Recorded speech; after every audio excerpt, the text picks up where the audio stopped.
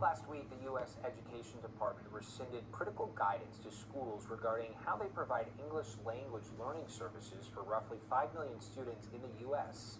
The goal was to ensure school districts are providing adequate resources to English learning students under parts of the Civil Rights Act.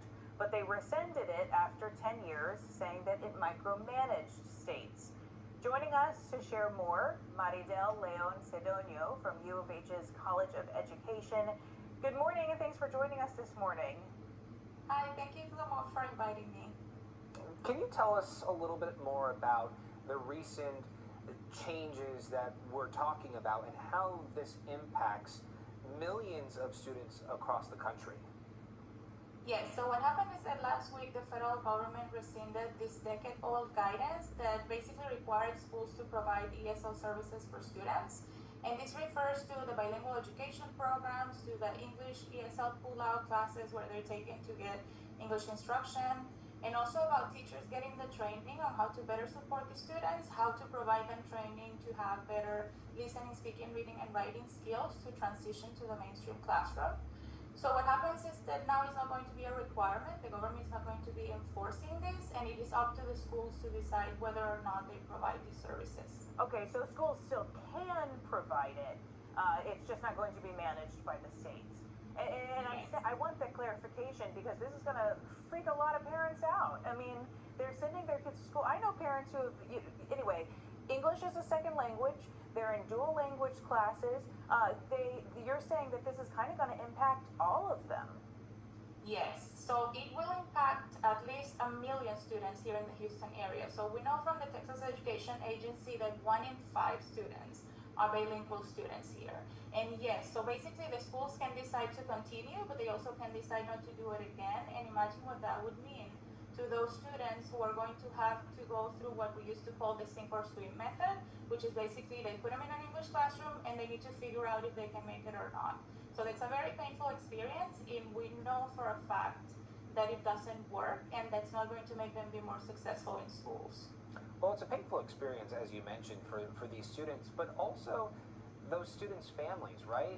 For a lot of these students, this is their way of finding their way, right? And not only helping themselves, but helping their families. So talk to us about the impact. Obviously, students are the ones going to be impacted most, but this impact is a lot greater than that.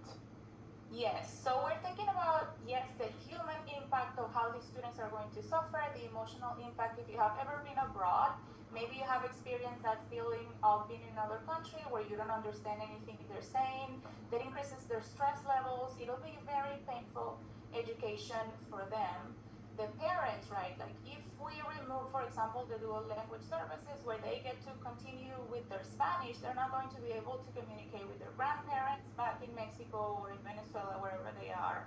And think about also in terms of the economy, how much money we have invested into putting this very robust program here in Texas. If we decide to take it away, where's all that money going to go, right? Like we already invested in having resources, in training teachers. All the major universities here in Texas have teacher education programs for bilingual education. What's going to happen with all of that? So are they, with these new changes, are they at risk of losing that money?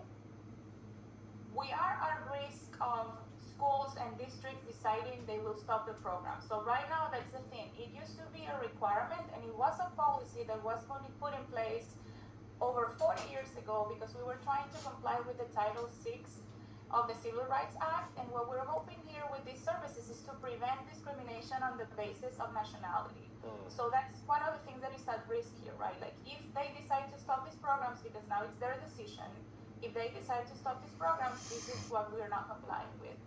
And a lot of this will come back to budget too, right? If it's not going to be mandatory from the federal level, not all of these, especially rural districts, they're not going to have the funding to continue perhaps with these programs. Are you hearing from districts? Are you talking with districts about how they're going to move forward? We don't know yet. So this was just announced last week. It wasn't even an official, it wasn't like a big announcement. We just learned that they quietly rescinded the policy. We don't know what's going to happen next. But our big fear is that, like, where are the funding going to come to maintain those programs? Are we going to decide to keep them in Texas or not? We don't know yet. This is something that we need to keep monitoring to see what happens. Why do these services, so going back to the cost, because if the schools have the choice to do it and it's not costing them anything, I'm sure they would opt for it more than if it is costing them a lot and they're not getting the money. That's where they're going to make the cuts, understandably so. But how much does this cost schools? Like, is it really expensive to have bilingual teachers? I'm not really sure what the specific numbers would be, but it is something that has been in the budget for years. What we need to know is that these programs are not new, so these are things that are in the budget for years. Again, Texas has one of the most robust programs in the country, so maintaining that budget shouldn't really be that hard.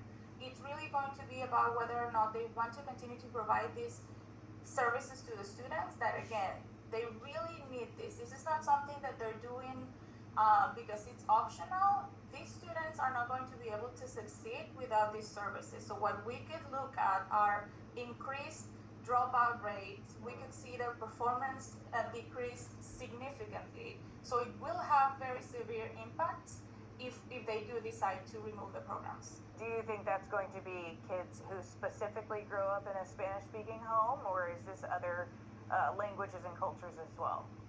All languages. So the Hispanic-speaking community is definitely a majority here, but think about the other students who come from countries that have minority languages. Like, think about that one student who may be speaking Pashto or any other language that they won't be able to have any informal support.